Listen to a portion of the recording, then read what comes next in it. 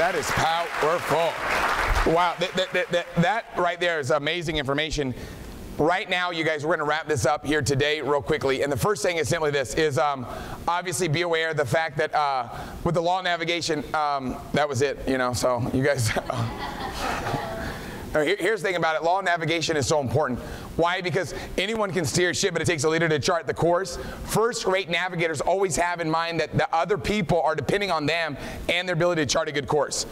Other people are depending on you to chart a very good course. So you have to make sure that you get this law of navigation under your belt. Now, recognize the fact that, guess what?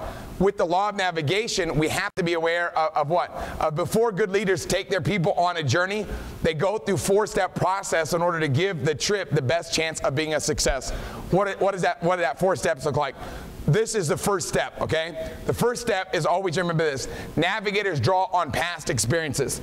Every past success and failure you've experienced can be a valuable source of information and wisdom. Success teaches you what you're capable of doing and gives you confidence. However, your failures can often teach greater lessons if you allow them to. If you fail to learn from your mistakes, you will fail again and again. So every time something doesn't work out the way that you want, what did you learn from it? If you're learning from it, you're doing what John C. Maxwell calls failing forward. And that's one of his best books, by the way. Unbelievable. The second step that I want to talk about here is what navigators examine the conditions before making the commitments. Okay, they examine the condition before making the commitments. No good leader plans a course of action without paying attention to the current conditions. Good navigators count the cost before making the commitments for themselves and others. So you have to count the costs, right? You count the costs. Always examine conditions, what's happening, before you decide, hey, look, you know what, no matter what, we're going to make it happen. And that's very important as a leader. Next thing is simply this. Navigators listen to what other people have to say.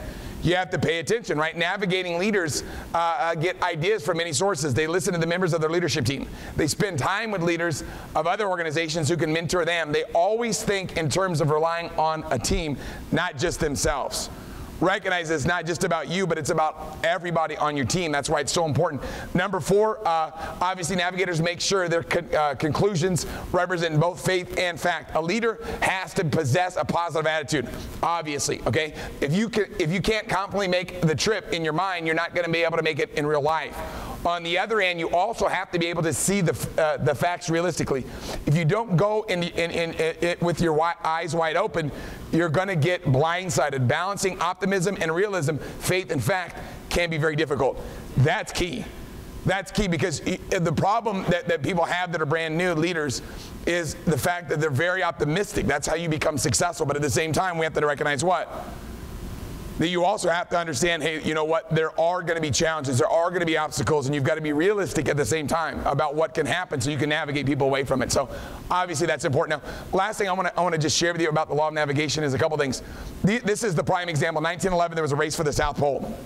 Okay, you had Roald Amstead and you had Robert Falcon Scott. These two guys were racing each other to see who could get, obviously, to the South Pole first. And what happened was what?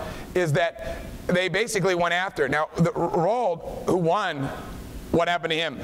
Okay, well, he looked, okay, at what was going on. He looked at all the conditions. He talked to people.